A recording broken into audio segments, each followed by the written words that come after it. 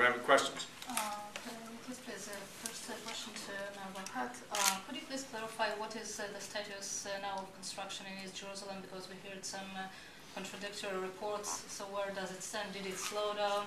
Is it business as usual? And the second, the question for you gentlemen, if possible, did you feel any improvement in the recent 2 weeks? We've seen many efforts of the administration to convey some positive messages. So did you feel the relationship between Israel and the U.S. really progressing? There's no freeze. Same strategy. Naturally, I think that Israelis were a bit shocked from the request and demand to freeze. So there was a bit of wait a minute, what's going on here? So there's a natural delay in some of the processes. We're back to business and we're back to normal life. There's a demand from Arabs and Jews in Jerusalem to build. We're not going to stop it. It's illegal to stop it. And we're going to continue the path and do the right thing for the city of Jerusalem. And I would say this as far as the recent weeks. Actions speak louder than words. And I know the administration realizes that perhaps there's been some damage done by its continued pressuring of Israel.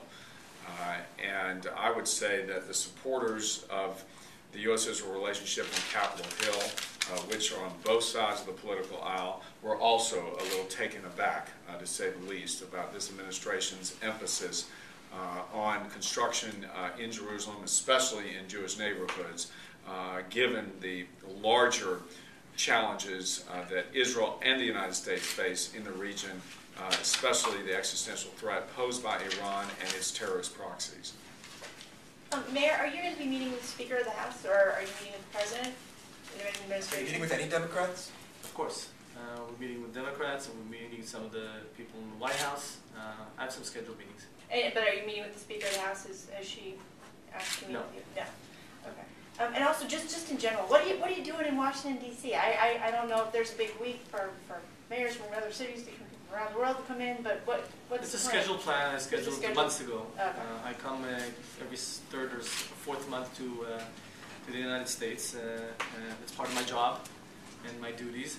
And my meetings here are share information, share plans, give more and more details.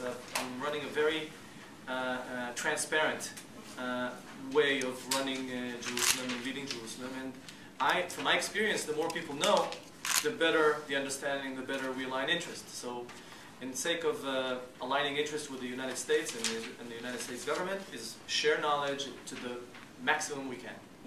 There's been noises out of Ehud Barak's camp that you've been critical of the administration here. That's not appropriate for a mayor. Your one public meeting appears to be, aside from the Susan B. Komen thing this afternoon, appears to be only with the Republican leadership. You're going to speak to the Republican Friends of Israel caucus now. And then the Democrats. You're meeting with the Democrats? Are you having any public meetings with the Democrats? Or? Yeah. Yeah, we'll give you the details later, but of course. Okay. Well, I would say that as mayor of Jerusalem, Jerusalem has been discussed. I think knowing the city practically probably better than others, I think people would like to hear my thoughts and would like to understand the vision. And I'm an elected official, and you know, I propose to hear my voice, and it's the democratic right that everyone has.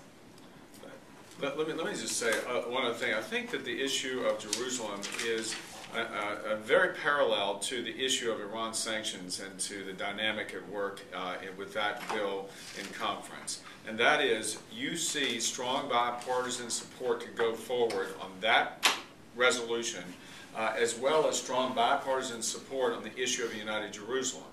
That is in contrast to what is coming out of the White House on both issues.